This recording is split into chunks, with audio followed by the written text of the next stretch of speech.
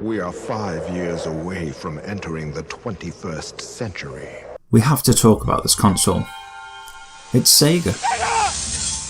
A new console for the 3D era. The successor to the hugely popular Sega Genesis. An amazing library of games like the Panzer Dragoon series, Virtua Fighter, Nights into Dreams, Daytona, Sega Rally, Radiant Silvergun and Saturn Bomberman. This console was awesome. And it was a colossal failure. But why? Why did this console fail to live up to its predecessor? Well, honestly, Sega just made some really bad decisions. Really bad decisions. Before the Saturn, Sega were basking in the success of the Sega Genesis, a very popular and much loved console.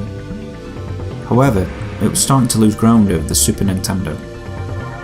Sega suspected that their console wasn't as powerful, and in an attempt to rectify, they released an add-on named the 32X. The idea was to offer consumers a 3D capable unit at a low price. The logic is actually pretty sound.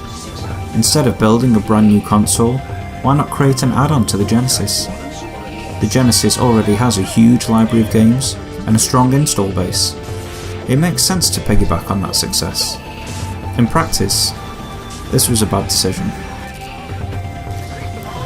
Because it was at a low price point, the technology of the 32X was hardly staggering, and at a price of $159.99, consumers still felt this to be expensive for what is essentially an optional extra.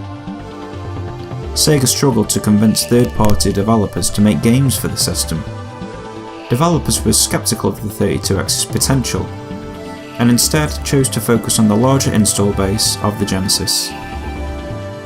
This wasn't some fancy upscaler. The 32X was compulsory if you wanted to play a 32X game, and in essence it became its own console anyway.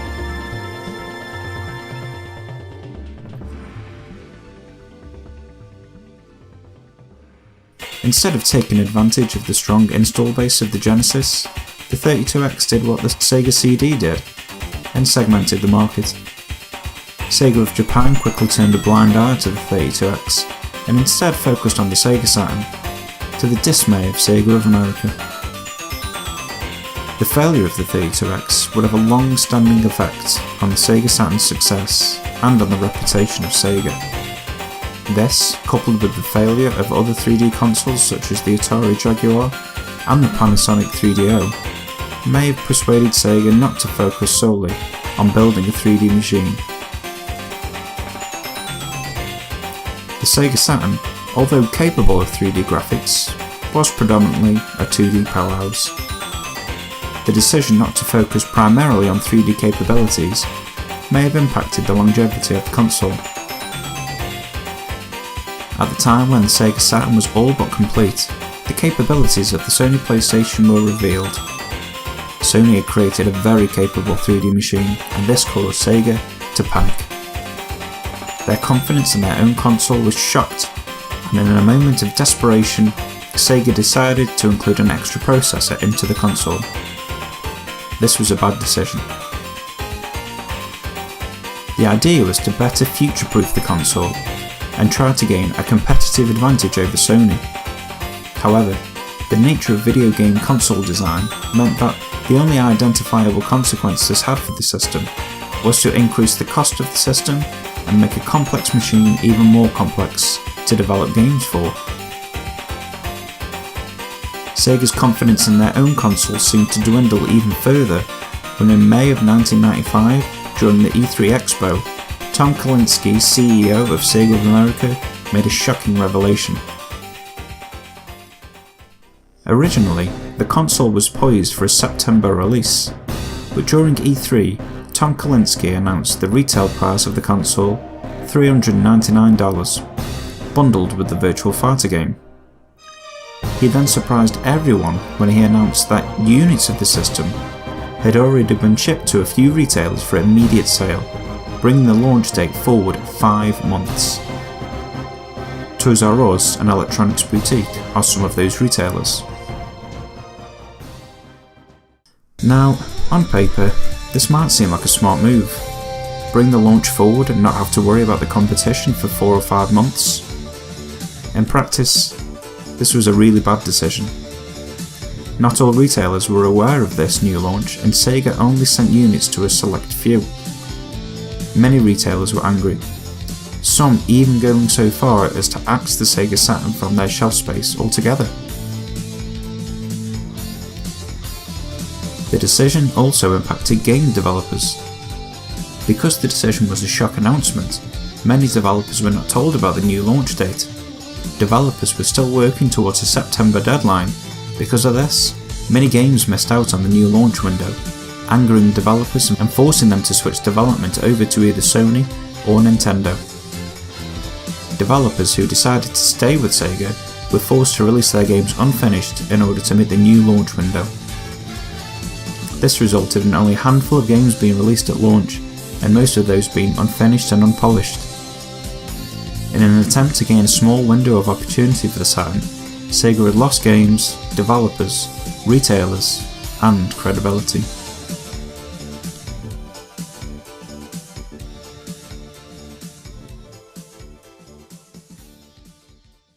In between the frenzy of the Sega Saturn's E3 announcement, Steve Race, president of Sony of America, took to the E3 stage and proclaimed, $299.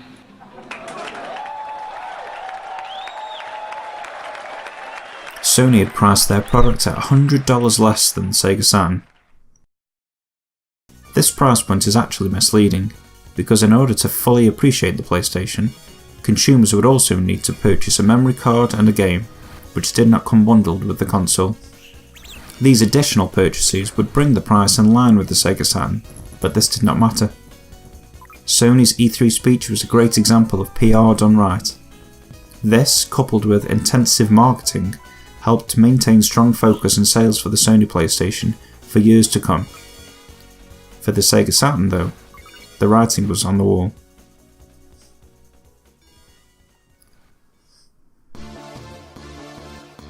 Promotion and marketing was mainly ineffective due to the sudden launch and such a brief time frame in order to ramp people up for the Sega Saturn. By the end of the year, Sega had released Virtua Fighter 2, a much improved game over its predecessor and a strong contender for best 3D game of the time. Sega also released Sega Rally and Virtual Cop.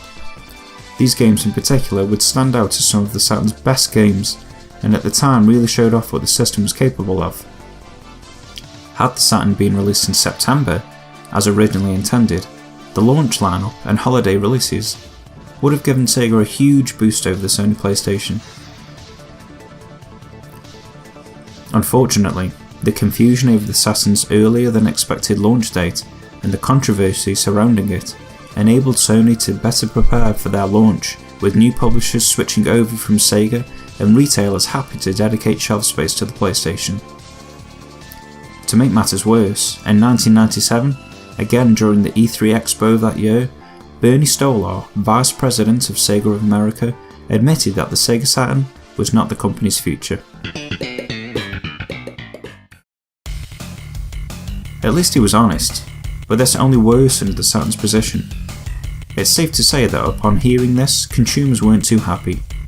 2 years into the system's life and the company that built it now say it has no future?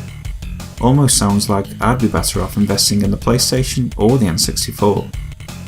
Developers were equally frustrated. Why make games for a system that no one has confidence in?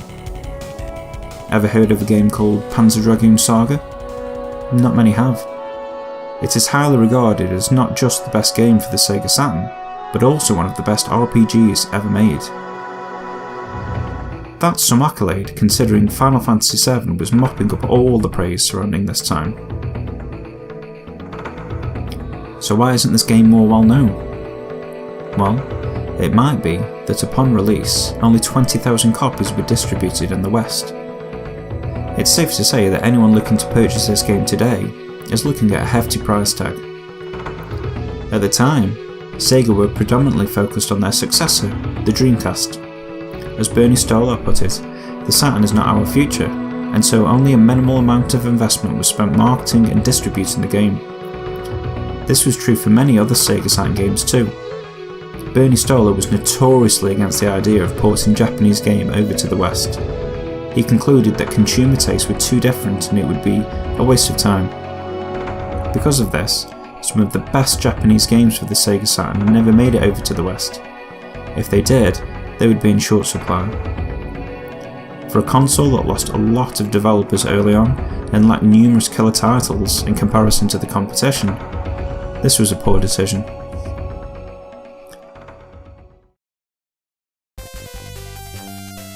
Now, it wouldn't be right to talk about Sega if we didn't talk about Sonic the Hedgehog. Love him or hate him, he's clearly the company's mascot and a clear reason why the Sega Genesis did so well. It may not have been the cause of its success, but it certainly gave it a big boost. Sonic 1, Sonic 2, 3 and Knuckles were all big selling games for the Genesis. Couple this with the massive merchandise of the character and you were looking at a very strong asset. So, it would suffice that a great Sonic game would be first priority when it came to the Saturn. No way! And this, again, was a big problem for the system. You would expect a Sonic game to be a launch title for the system, considering many consumers, myself included, only wanted the console because of the prospect of a new Sonic game. Take the Nintendo 64. It launched with only a small library of games, but one of those games was Super Mario 64. And that's all it needed to convince consumers to part with their money. Mario was a huge success on Nintendo's previous systems, so it makes sense to make sure Mario is a launch title. Sega didn't seem to understand this, and unfortunately, a great Sonic game was never released for the system. They tried. Sonic X-treme was the unfinished Sonic game that Sega were working on. By the looks of the footage, they got pretty far. But because of development hell and the possession of the system was already in, the game was scrapped. What we got instead was Sonic Jam, a compilation game including Sonic 1, 2, 3 and Knuckles.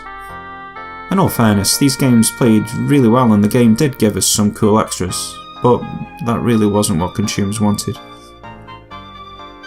Sega also released a port of Sonic 3D with a new bonus stage and Sonic R, which was developed by Traveller's Tales.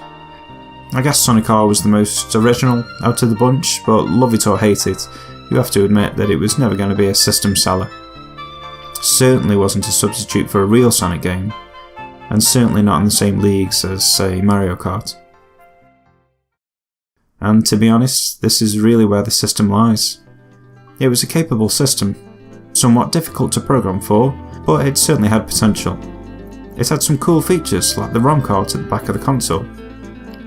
This could be used for added memory, for game saves, or to provide extra power to the system. Many games utilise this by displaying better graphics, improved frame rate or reducing load times. A good example of this is X-Men vs Street Fighter, almost a perfect arcade port, and it puts the PlayStation version to shame. It had a brilliant game library, maybe somewhat short here in the West, but still some incredible and original titles.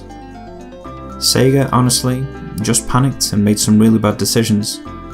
The company hierarchy was a mess and decisions were being made all over the place. Nobody really knew what the company's direction was. On paper, it was a colossal failure, but anyone who ever owned a Sega Saturn will know just how great the system was.